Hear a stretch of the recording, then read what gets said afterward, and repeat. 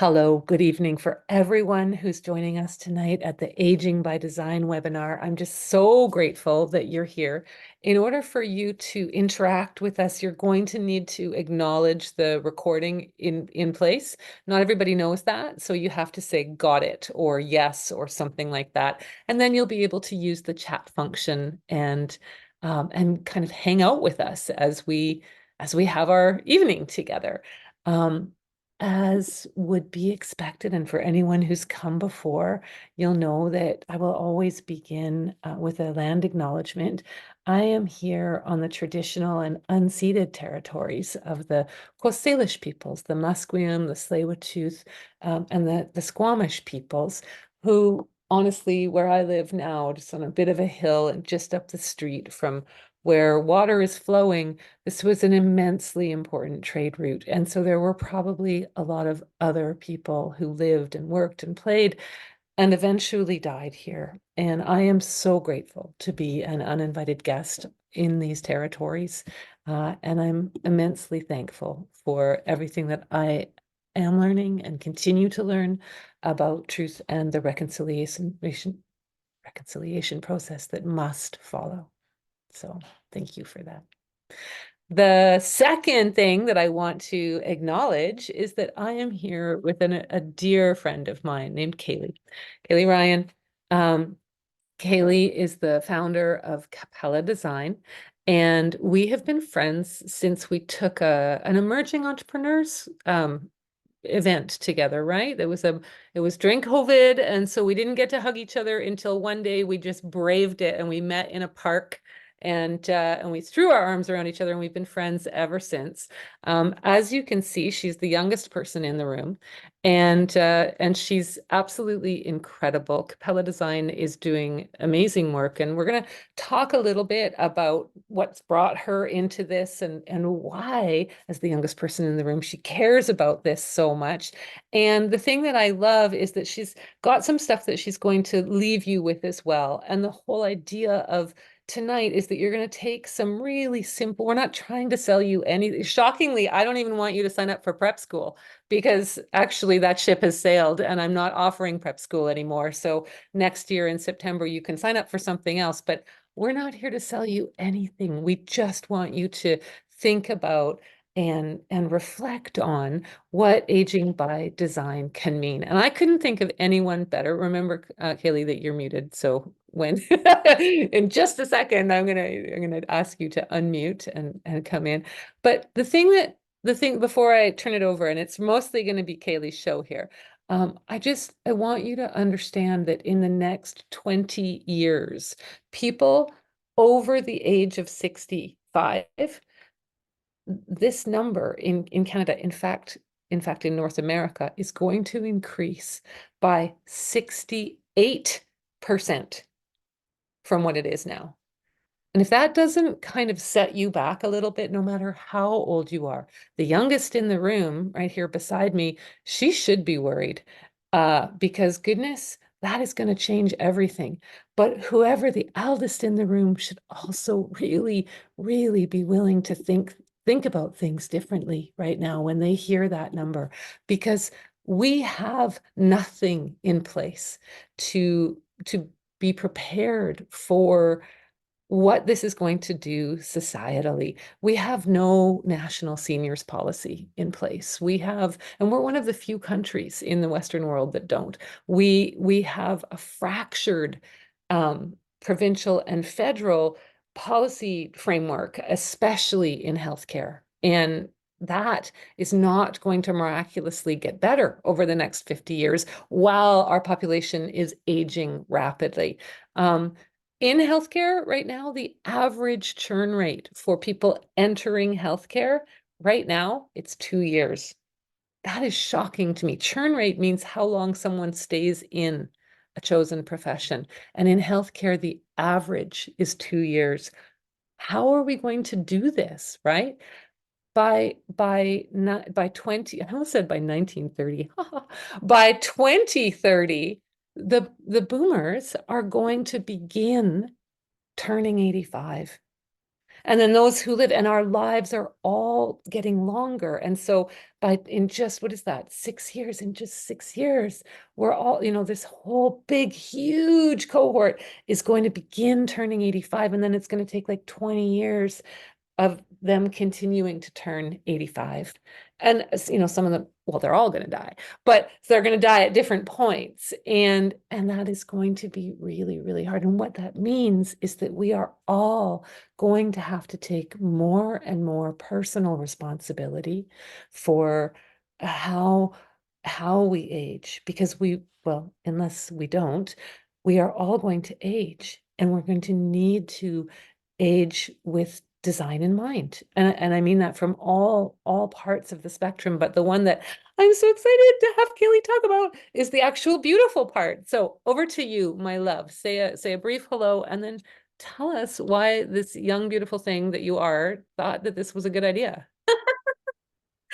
Krista, thank you so much for the kind intro. That's so sweet of you. Before I begin, as Krista said, my name's Kaly. My pronouns are she, her.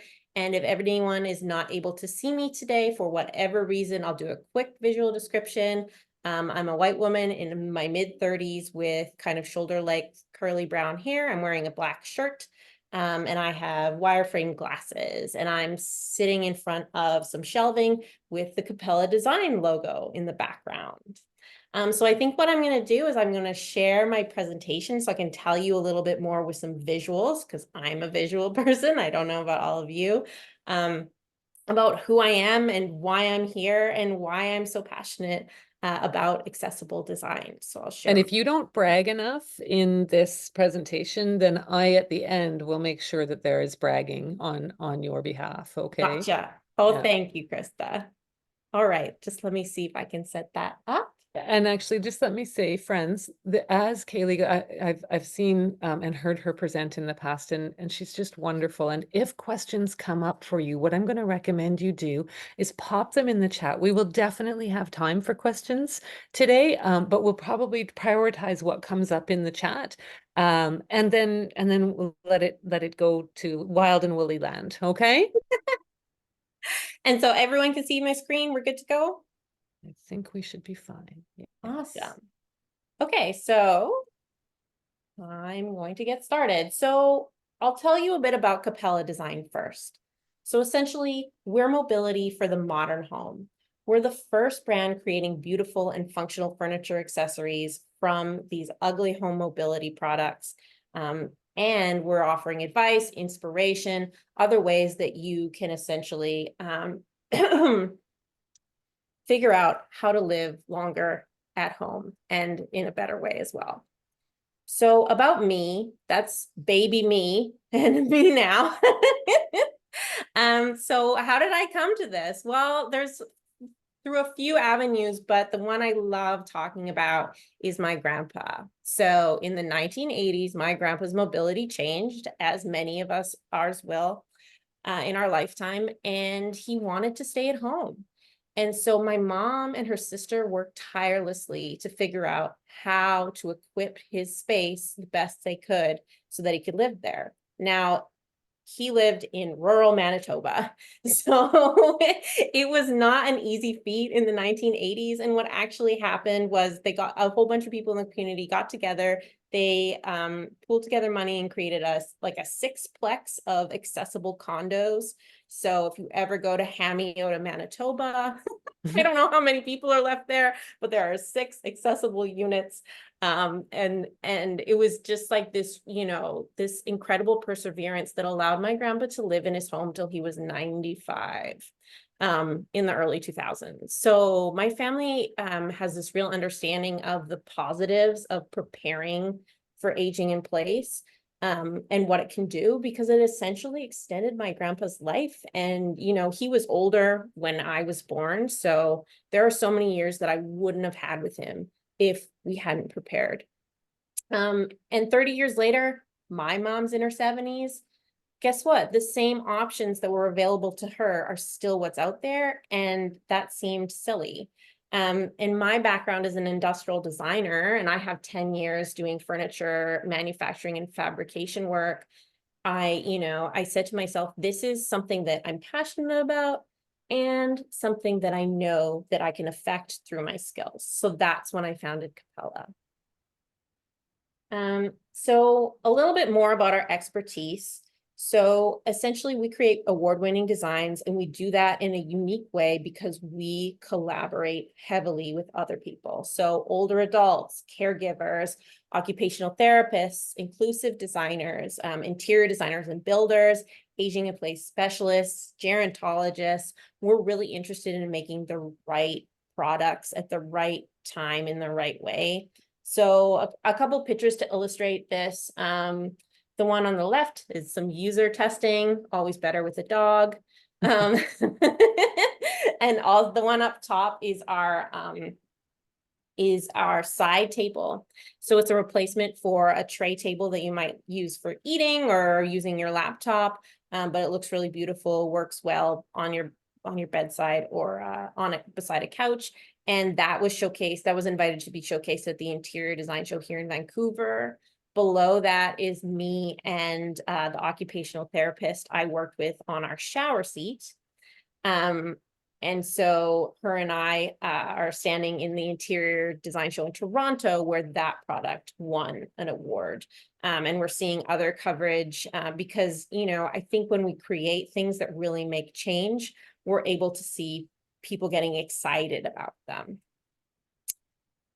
So with that said, I know we came here to talk about planning ahead. So this is kind of what I'm going to cover, essentially why it's important, the big picture things to think about, and then, of course, some simple ideas to get you started, and a couple freebies because, little thank you for coming tonight. So before I get into talking more at you for an extended period of time, I'd love if you're comfortable to share either in the chat or come off mute a little bit about who you're planning for and why you came here tonight. So you must have some sort of interest in planning ahead. I'd love to understand those things so I can make sure to tailor this conversation. Would anyone like to start? Well, and you know what, I'm going to really warmly invite you to, because A, it just helps us so much as presenters, and B, I know some of you in this room and y'all have great stories. So if there's someone willing, I would be most appreciative. It's Elaine. I'll start. I Thanks, have Elaine. a son-in-law who's quadriplegic. My daughter married him as a quad, and she has learned to adapt their life to the home that he had built for him when he was first injured. And it's really opened my eyes to how important it is when they come to visit that I have a space that they can be in. And it really has changed my perspective, because you don't know when someone and still want to be able to come to your place. You don't know if you've got something that can accommodate these people. And yeah, my gray hair certainly shows that I'm in that demographic that's going to be aging quickly. And my husband and I really were lucky to find a condo that has accessible hallways. It has it has an elevator, and it's only a 6-unit building. So we're lucky because lots of people don't have that. That said, there's still other quirks that have been missed. So yeah. Oh, Elaine, that's wonderful. Great. Thanks for sharing, Elaine. Cheryl, I think you had your hand up too. Yep. My husband and I are in a rental unit, and we'll probably rent until the end of our lives. So we feel we may be a little limited in some of the things we can do. I mean, furniture isn't obvious, but in terms of renovations and stuff, that's not going to happen. We are potentially going to be in a move out position in the next couple of years. And so despite the fact I'm a little younger than he is, and maybe younger than some folks that are also online, we're doing that looking forward and trying to figure out at what point do we make a move to something that may be a little more geared for us to be in, you know, possibly until the end, or have the ability to modify on an as needs basis as we, you know, age in our rental home. That rental piece is huge. And- Kaly, let me read a few of the, go ahead and reply, but then Oh, let no, me I was read a few gonna of say, these. we'll have some useful stuff for you, even though you're in a rental. There are some things you can do. So, but it's good to hear that, you know, you're still planning, because I think some people are like, well, I rent, so what can I do? And the truth is there's still options. It's so important to know that. Diana and Hugh say that they're planning for mother and ourselves in the future. Diana and Hugh, mom in your place or elsewhere? I can't remember because I've been to your home. We're looking at have my mom move into our home with us. That's what I thought. And Yeah. we had an occupational therapist come and take a look at our home and gave us some ideas. But I Yeah. thought it would be really interesting to see if there are other modifications that would be less medical looking that you might be able Yes. to have, Kaly. Oh, Yes. you're in the right place. Holy crow. Yeah. Holy Come crow. to the right spot. Patricia says, hi, I'm planning for my husband and me. He had a stroke last summer and planning seems like a good idea. Yeah, excellent. This is wonderful. I'm hoping to think ahead and to tell some friends. And Patricia says, we also volunteer for Red Cross medical equipment here on Salt Springs. So the designs of equipment really intrigues me. Marta's planning. I love Marta for coming and planning. And Micah is giving me such great joy. She said, they've said, hi, I'm a design student here for extra credit. Isn't that fabulous? Like, Amazing. yes, Oh, I love the range of yay, answers. yes.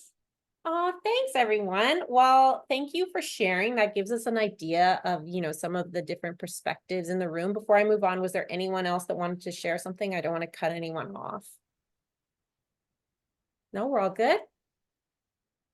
Great. Okay, so essentially, most planning that happens in order to avoid some negative outcomes, mostly the situation in this picture, right?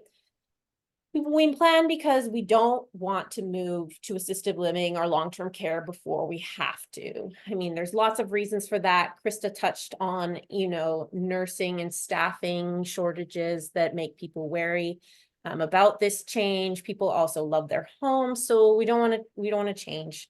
Related to that are negative healthcare outcomes, which are a fall. So a fall is obviously something that gets talked about a lot in kind of this avoidance reasons why we need to plan. And then related to that is a loss of independence.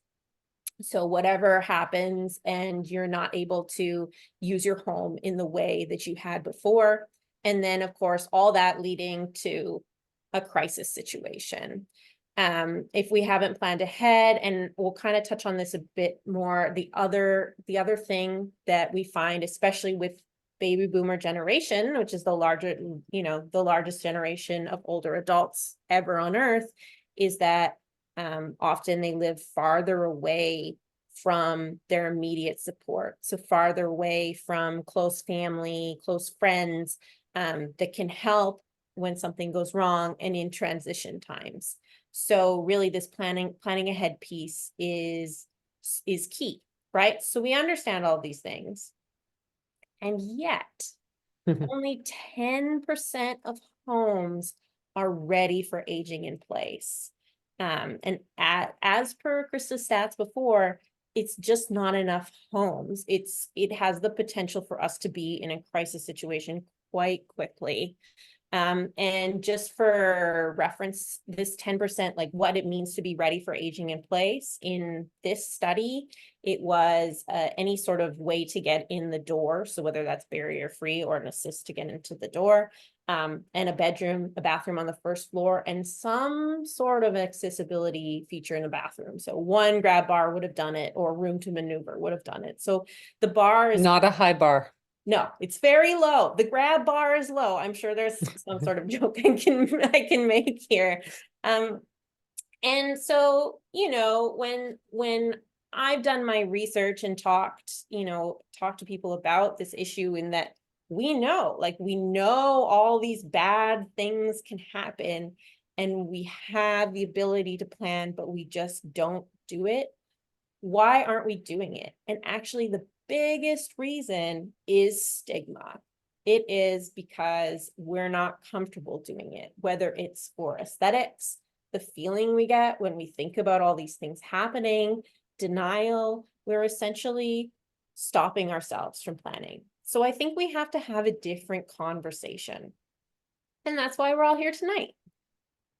So I like to start this different conversation with one of my favorite quotes. The older you get, the better you get, unless you're a banana, which is Rose from Golden Girls. So, you know, I think this was a little bit ahead of its time in reframing that there are fantastic things about getting older. And we can think about those when we're planning, as opposed to only focusing on the negatives. So here are some things to plan for. Here are some reasons to plan that are positive. We can plan so we can embrace a lot of things. And the first one I want to talk to is convenience. And the term I like to use to describe this kind of stuff is the curb cut effect. Has anyone heard of the curb cut effect before? So Mark has, see a couple nods and a couple no's. So a curb cut, right? We know what that is. It's that on every single corner, it's when the curb slopes to meet the street so that we can easily come off the sidewalk and cross the street. You'll see them pretty much everywhere in the world. They, in America, I think they mandated them first as part of the Americans with Disability Acts in 1990. And it's only grown from there. It's not very often that you will come to a corner and have to step down. Now, the reason that they're so common is because people with disabilities advocated for them to be on every corner so that people using wheelchairs were able to get across the street. Great. But the thing that happened was it was useful for everyone, whether or not you're, you know, pushing a stroller, you have luggage, you know, whatever balance or coordination. For me, it's like holding my dog that's barking at something and 3 bags of groceries and trying to get up the curb. So it's to the point where we expect this in our lives. It's an accessibility feature that not only do we embrace, we love it. More curb cuts. No one's complaining about curb cuts. And it's enhanced everything, but it's also super convenient and useful for everyone. So a couple other examples of the curb cut effect would be your electric toothbrush. Most people use an electric toothbrush now. It's really handy, works great, keeps the cavities away. That was originally designed for accessibility for people who had trouble brushing their teeth. Also closed captioning. So, you know, being able to read what's on the screen when it's in a loud environment, again, for accessibility, and is so helpful for everyone. So there's this real opportunity for us to change our spaces in order to make them more convenient right now. Moving on, hosting in friends and family with varied needs. So I know we had a couple answers that were about family members.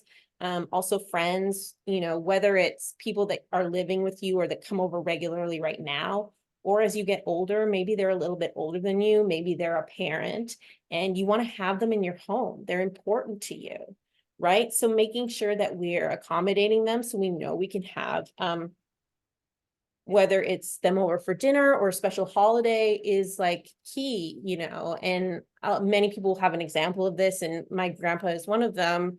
He couldn't go to my aunt's house because there was a step up to go to the bathroom. So like for the last, you know, 20 years of his life, everything was always at grandpa's house because he couldn't go anywhere else.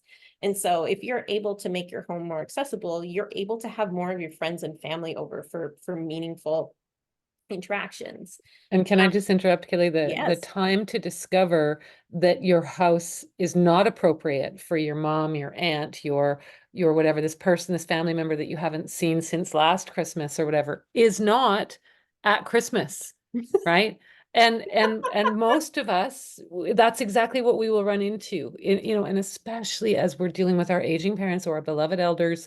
And it's like, well, we've always done it this way. We've always had it at the cousin's house or what have you. And then all of a sudden dad is there and we've got an emergency on our hands because we actually can't get him into the bathroom. And then we're dealing with a knock-on effect of humiliation or anger, or you know, it can really ruin I'm speaking from experience, my friends. So again, plan. Thanks for sharing, Chris. Back to you. And so the next one is the intersection of function and style. So that's where I come in, right? I understand that there's a real opportunity to have functional things and stylish things. We don't have to make our homes look like hospitals. It's not required anymore. And so, you know, if we're able to find more creative ways to bring accessibility in and better options, then let's do it. And it makes it exciting, right? Instead of being like, oh, I have to put this thing in. It's like, oh, there's a bunch of exciting options for me. Here's a fun one: increased home value. So I've started talking to more builders who are getting into accessible design, and this is something that they're discovering because, you know, 20% of the population lives with a disability. Well, if you sell your home, guess what? You have 20% more people that can buy your space. And now that baby boomers are getting older, some people's goals are to move, right? They're looking for these accessible spaces. So instead of this old idea that like it's going to make your home less desirable because you've made it accessible, it can actually make it more desirable. And then my favorite, living better, not just longer. Most of our goals aren't to live till we're 150 or something. It's to live the best with the time that we have. And so if we're thinking about what are the ways to live the best that we can, instead of what are ways that we can just prolong us being here at home, we change the conversation. So hopefully that kind of puts into perspective this idea of, instead of moving from only avoidance as a reason to plan to moving to all these positive reasons to plan. So from there, we're going to go to thinking about the big picture. So there are kind of three important things that I've identified through my work and also speaking to professionals that are really important to consider when you're planning for later living at home.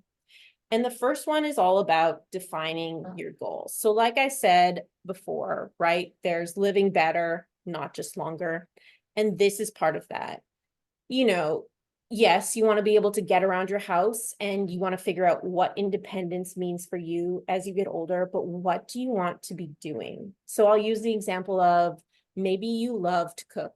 Maybe, you know, being able to host and being able to use your kitchen is absolutely key to you. Maybe you're like me, and like if you had to get a meal service in, that would be totally cool. So it depends on what your preferences are. But if you know that you really want to cook, then the kitchen is going to be a key area for you to look into how maybe you could cook seated. What are some extra things you could do so that you know, the kitchen feels empowering to you no matter how you're using it. Another one I like to talk about is gardening, because from personal experience, my grandpa was a farmer. And so he loved to garden. And so, you know, we helped figure out a way for him to use his walker to go outside and use raised planter boxes. But we had to make sure that getting outside to where that garden was accessible, and the amount of gardening made sense for his needs, right? So you can start planning that kind of stuff now if that's something that's really important to you. And so that's what I mean by goal setting. It's going beyond, I know I need to walk around and I need to be able to use my bathroom, which are kind of the key things. But we really need to understand is like, how are we going to live well? Mm-hmm. And then the second thing is about finding your focus areas. So using a combination of those goals and the key stuff that I said, right? Bathroom and bedroom that are accessible. Figuring out what the heck you're going to do about stairs, because that is always a barrier no matter what. And then combining them to like really understand, okay, these are the target areas of my home that I know I'm going to need to change, or that I know I need to think about when I'm choosing where to live. Kaly, are you also saying something that I really embrace, which is the idea that kind of getting started is good enough? Like you don't have to go for perfection? Is that? I love that you brought this in, and I Okay. didn't get to say it, but I got to take Christa's course with my mom, and it was amazing. If you have not taken her death prep yet, like, do it. I have a will. My mom has a will, and but beyond that, we have a plan, and we got to have a discussion about it.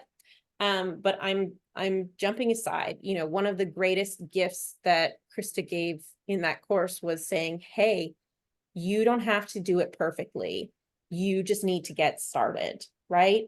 And, you know, so yes, it totally applies to this. You don't have to have everything perfectly sorted out, but you need to have an idea of where to start, and you need to start. Right. So thank you, Christa, for bringing that up. Good. And so the third thing is really bringing all of this together, which is understanding your support system. You need to understand who's in your corner. And like Christa talks about in her death prep, you need to talk to them about this. This is something that needs to get discussed and sometimes doesn't get discussed enough. So whether that's your children, whether that's your friends, whether you have other family support in your life that you know is going to be a part of your life as you're getting older, or if you're in the opposite camp and you're like me and you're helping your parents, right? Who are the other people in the picture, and how are they involved? And I spoke a bit earlier about a lot of the times families living farther apart now.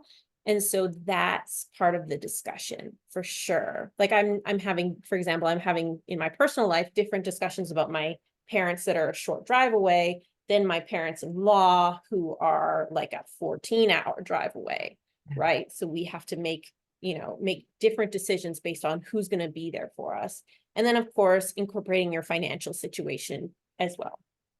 So, based on the areas that I know I need to look at, like, what am I able to do? Whether that's, I can focus on changing some of the furniture here, or I know I'm able to do a renovation to tackle this part of my home. Okay.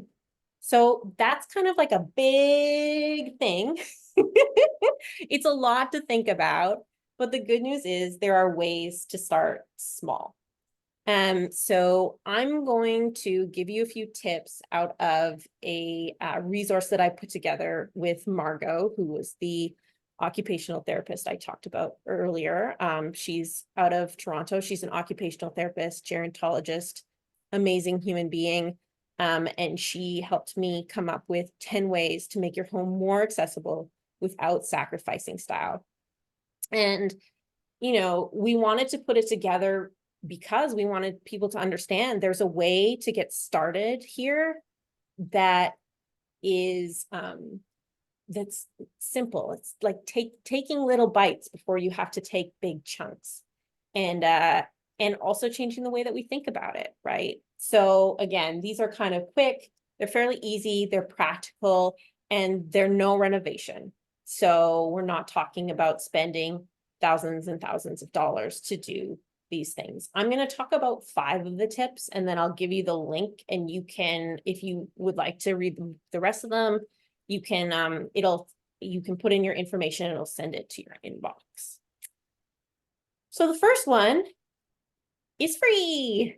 We love free tips. And this one is kind of like when you think about it, it's like, oh, that makes sense. But a lot of the time we don't actually do this, which is to put everything that's important or heavy or frequently used in what I call the sweet spot, in between shoulder height and knee height, right? So for your mobility, as that changes, we really need to be making sure that we're not doing stuff like getting up on high chairs every time we need the cup that we use once a day, or picking out like the heaviest crock pot from the like back bottom of the shelf and putting our back out. And the best thing to do is to just avoid that by by thinking about where we're putting stuff. So examples I used in here are of course, linens and every sort of heavy cookware, pots and pans. Like I say, kind of like the second drawer down, you know, you have like your utensils and then you have either shelving or a drawer. That's where those heavy things go. And then of course, toilet paper, something, but like sometimes it gets shoved at the back of that one cabinet in your bathroom. And like, that's a recipe for disaster too. And that's never a fun conversation when you're like, how did you put your back out? So, and I mean, I've actually put my back out. So like, I give you this advice, but I have one of those storage beds and I opened it up one day to get out something that I put in there that I used way too often to leave in there, and dug into the back and had to go to the physiotherapist. So it happens to everyone. This is a convenience thing. It's common sense. And the great thing is once you start thinking about it, as you might buy more storage furniture or like figure out where things go, you can just keep it in mind and use it to be able to choose where to put stuff. So this is one of my favorite ones because it's something we can just do right away. And it's something you can do room by room, so it can be very tackleable. Yes. Yeah. I'm going to do Little the bites. bathroom today. I'm going to do this part of the kitchen today. So that's tip one. Tip two is to add more light. So as we get older, we need more light. That's just how it is. But also having lighting at night is convenient. And so what's happened is we've gone from these really ugly kitty looking night lights that don't make us feel good about putting them all over our house to options that are extremely discreet. So the picture on the left is a motion sensor nightlight that just clips into your outlet. So it's essentially, it doesn't add anything to your room. It's barely noticeable. They have another version. So this is a sensor version. They have one that's just a dusk to dawn version. That's like, it just looks like an outlet, like you wouldn't even know. And the other picture that I used is one that's got a magnet mount, so you can put it anywhere and you just recharge it. So again, really discreet and nice, but so handy when you get up in the middle of the night. And the most important places to put them, of course, are like hallways where we're moving around, so bedrooms, hallways, and then, excuse me, the bathroom. So that's tip two. Tip three is about rugs. So we know that rugs are tripping hazards. Any transition is a tripping hazard. So anytime your flooring changes, you've got that little strip, you know, going from tile to hardwood, but especially rugs and carpet. So the easiest thing to do is to get rid of them. Now, Kaly, you might be saying, Kaly, the rug really ties the room together. Which is like, that's my Big Lebowski reference for anyone that's enjoyed that movie. But, you know, I get it, right? We like having rugs. They feel nice on our feet. They're nice in the living room. So what can we do? There are options that are low pile, which essentially means really thin. And there are options that have, right, with under padding or with a non-slip back so that there's less chance of slipping. Tassels are kind of a hard no for accessibility. Rugs with tassels cause all sorts of problems for wheelchair mobility aids and any like just, you know, general living. So I understand they can be beautiful, but I think there's some really great options that will look nice and also have that accessibility without the tassels. And then the last thing is if you just really love the rug that you have, there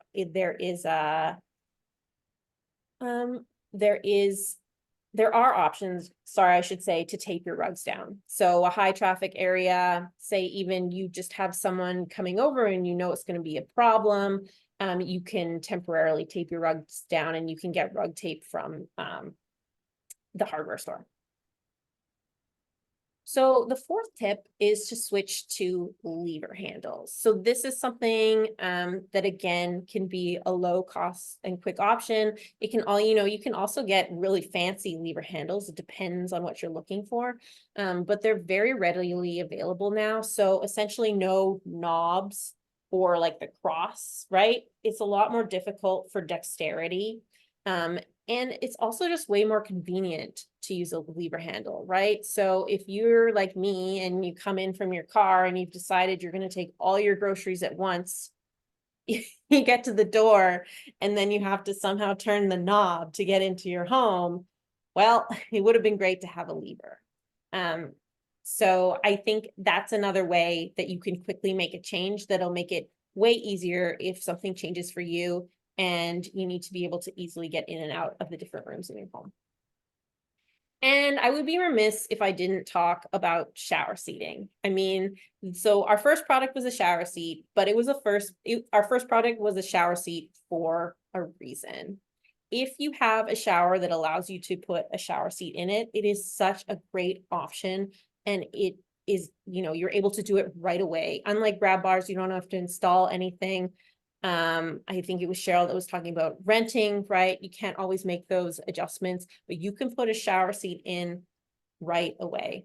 So for us, what we saw is there's kind of beyond the obvious, like we're trying to prevent falls. Shower seats are also really convenient. We forget that there's lots of reasons to be sitting in the shower, right? Whether you're someone that maybe shaves their legs, I don't know, washes your feet, any reason that it's kind of odd to balance, being able to sit is nice. And so, that doesn't really matter how old you are or what your accessibility needs are.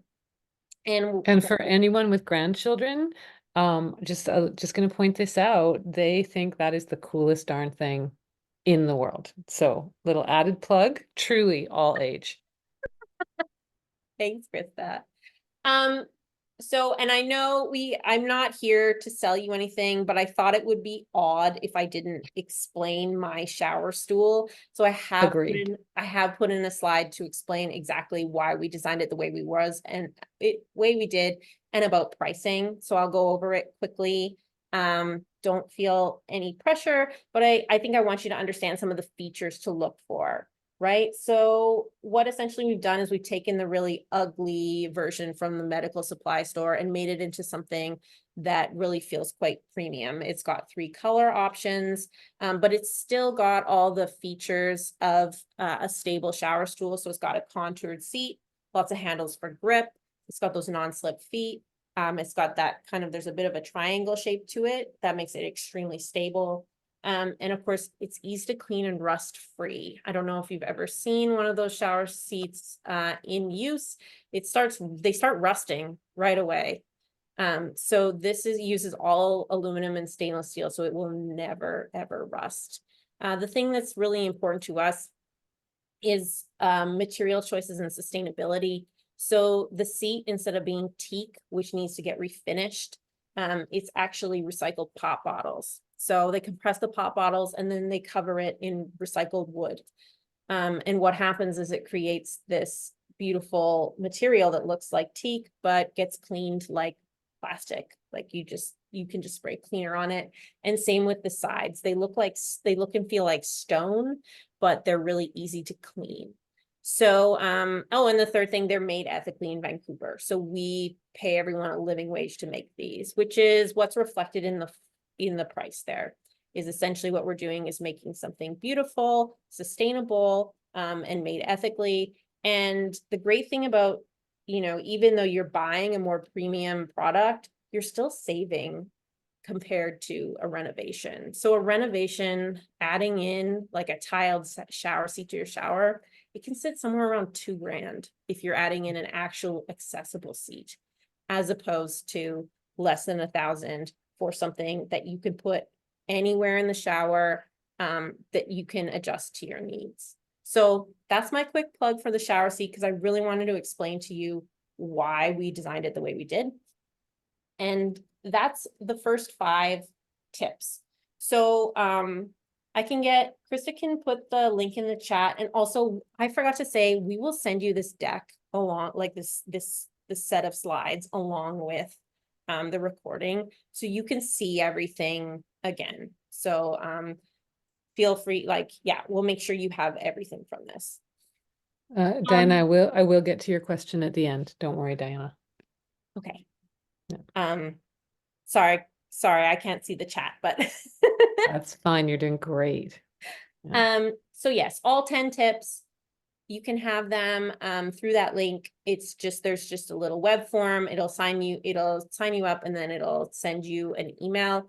For full transparency, it does sign you up for an email list. We send out emails maybe once a month about stuff like this. So if you found this, like if you're finding this helpful, then we will not be sending you spam. We will send you the occasional set of tips. Absolutely. And then, so that was most of it. I wanted to give you a few parting gifts as well, because I know part of part of what we, glossed over was there's some renovation opportunities when it comes to aging in place. And so obviously my background and expertise is in furniture and fixtures. But I am connected to a lot of people more involved in building and interior design. So I do have some information about bathroom renos, which is kind of one of the places to start if you're looking at renovating for kind of later living.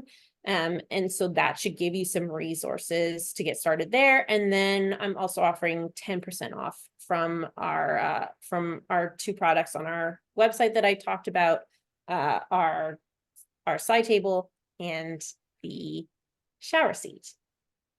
Beautiful. So I want to leave time for questions. I think we have about 10 minutes, which is great. You're So that's exactly kind of the perfect. end of the formal part of the presentation. So hopefully that gave you some ideas about things you could do now, but also like a big picture. Well, Kaly, thank you so much. Close off the, I'll put your, just actually don't, give me one sec. Oh, You too did, that's late. fine. No, that's totally fine. I have you put your address in the chat as well. Just so that people can grab it if they would like. I am so grateful. And you're right, you absolutely would have been remiss. I would have made you talk about your beautiful shower seat if you didn't. I can't wait to get myself one of the side table. I love that piece Thank you. so much. But those tips for me were so helpful. And people, you sort of say, okay, well, yeah, of course, but then ask yourself, have I done it? And if not, why not? Right? And as one of the things that I think bears mentioning is that we also are invited into conversations when we do this work around what we have versus what we need, and what we want, what we have, and what we need. If we can frame those things together, which I think your architecture, your work does so well. Your work brings those things together, and these are conversations that can make the conversation, or these are points, I mean, that can make the conversations with, for example, our really recalcitrant aunt or our enormously stubborn mother. It can it can make them conversations that we can have without tension and without stress if we kind of invite curiosity and reflection. And what you asked people to do at the very beginning, which was to say, let's step back for a moment and think big picture. It's hard to do. It's hard to carve out time for. And if we do it, it can end up being so enriching, right? Absolutely. I'm totally preaching to the choir, but there we have it. Okay, so huge thanks to the design students in the room who have posted some things that you can click on and take away with you if you would like. There was also a question specifically about your work, Kaly, which was, do you sell a version that is a bath transfer bench? Ooh, that's a great question. The answer is not yet. So we're just starting to build out our product catalog, right? Like, I founded the business all by myself and now I'm growing it. And so we started off with these 2 flagship products, and then we're going to be adding more and more products as we grow. So we're actually working on a mug and a grab bar design right now. And we'll be adding even more things throughout the year. Yeah. That's wonderful. That's the only question in the notes so far, in the chat so far, but please, we are a relatively small group, so please also feel free to unmute and ask any questions. I'll give you the standard um,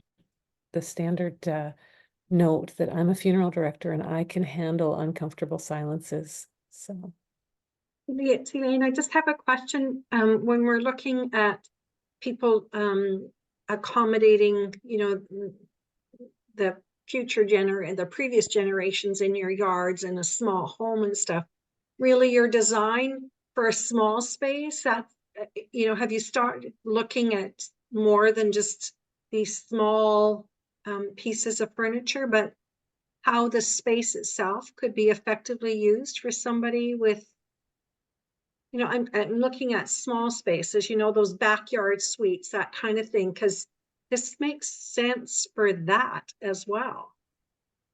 Yeah, so I think there's, Elaine, you're touching a bit on, there's a lot of different ways that people are choosing to live as they get older. And one of those ways that is, moving into a smaller backyard suite. So we see families, wanting to be close. So maybe the children will live with their kids in the bigger house, and then a laneway house will get built out, which I think is a great adaptation and use of, zoning that's changing for laneway housing, especially in Western Canada. And so these products that we're making, we're very aware that there's people that are using them in their larger home, but there's also people that are downsizing and figuring out what they need for their smaller space, right? And that's the great thing about, you'll see the pictures of the shower stool in a smaller shower, right? And that's a great thing about something like that, as opposed to a built-in bench. You couldn't really fit a built-in bench and then get in your shower if you have a small bathroom, right? So making sure that we have all these pieces of furniture and accessories so that we don't have to try to renovate everything when we maybe have space considerations. So thanks for bringing that up. yeah.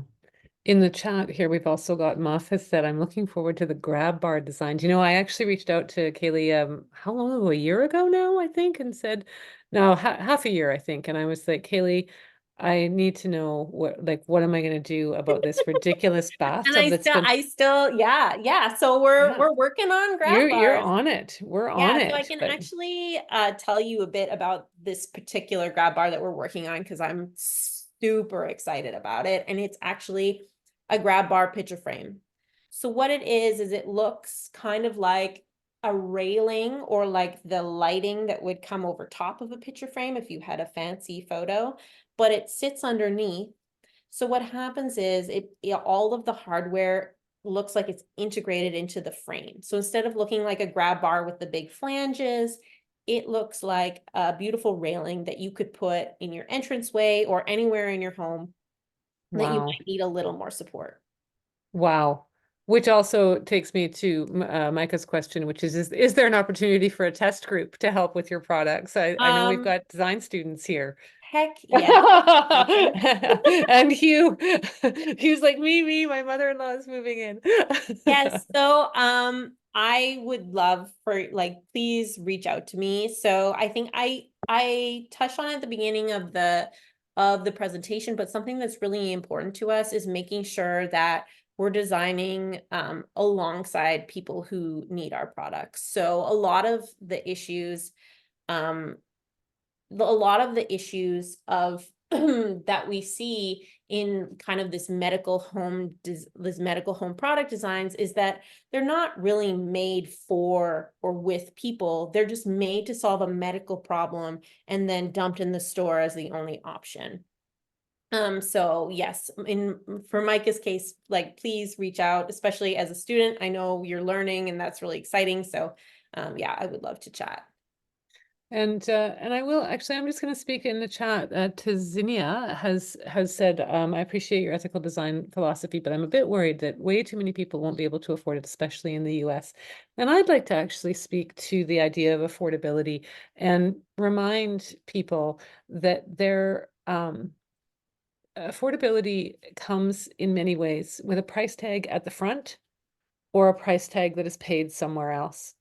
But we have options that are different from Kaly's option, and Kaly is adding to the options, and more importantly, doing a lot of free educational work like tonight, and doing work that's actually moving a bar at a much bigger level, a much higher level, that is forcing a conversation that will actually include everyone eventually. But I think it's just really important to understand that that price tag, if you're buying it on Amazon for $6.99 instead of $699, someone somewhere is paying the price, and their skin color may be different from mine, and they may live in a very different part of the world, and it does not make it okay.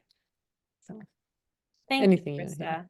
Yeah. So, and also, you don't ever have to apologize for what you charge in this incredible innovative work.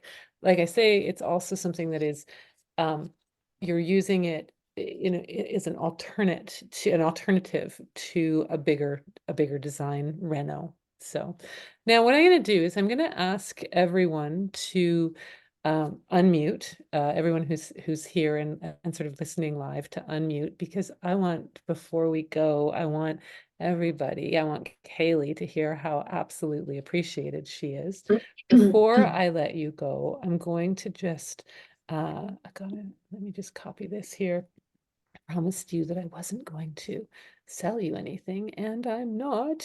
But I wanted to let you know that there are only 2 spots left in our legacy planning retreat, which is coming up, and that's myself and Megan Sheldon from Be Ceremonial. We are doing a really beautiful women's retreat that's actually, sorry, there's the link there. That's actually turning into a bit of a Mother's Day retreat, because we sent it over the 10th to 12th, and we've got a couple of mothers and daughters, but we've also got just an enormous, a beautiful, intimate group of women from all over North America who are joining us for this retreat.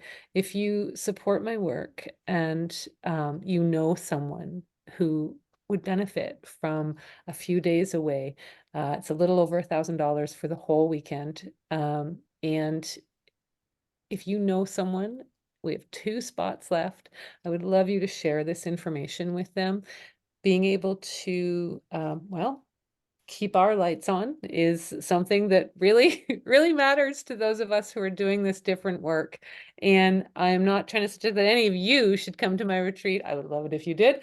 But if you know somebody who you could think, gosh, you know what? I bet they would love spending a weekend with Christa and Megan. Please send them that link and tell them that actually, while we were on tonight, there was an application that came through. So there may only be 1 spot left, but at the start of this, there were 2 spots left. So yay us. Now you're all off. It's 8 o'clock. I would love, Kaly, to hear your appreciation. Kaly, thank you. I Thank you so loved that much. so. Yeah, that was incredibly eye-opening and exciting, and I look forward to sharing this with as many people as I can. Ah, Amazing. Thank I you. love that. And I Thank see the you. heart. Interesting and very much to the point. Appreciate it. Oh, You. good. I'm so glad. Thank you, Lisa, for coming. Kaylee, Well, thank my you for loves, your really basic, what seemed to be such basic tips, things that, between your knee and shoulders. Seems so basic, but it's good to have that kind of a reminder. I'm glad it's helpful. Yes, sometimes we just need a reminder. Mhm. yeah, no, changed it to a heart. I love it. Well, my friends, I will turn this into a little YouTube video and make sure that you have access to it, and all the people who registered but had other things to do, I'll make sure that they get it as well. You are free to go into this beautiful evening. I am so grateful to you for spending this hour with me on a Tuesday night. And Kaly, let's just be friends forever and ever. Please. Yes? I would Okay. love So thank you, my loves. We'll see you soon. Thanks so much. Bye. And Thank you. Krista, bye. Night, guys. Good night. Night. Kaly, you stay for a moment. I'll stop the recording. Good night, everyone. Krista, thank you very much.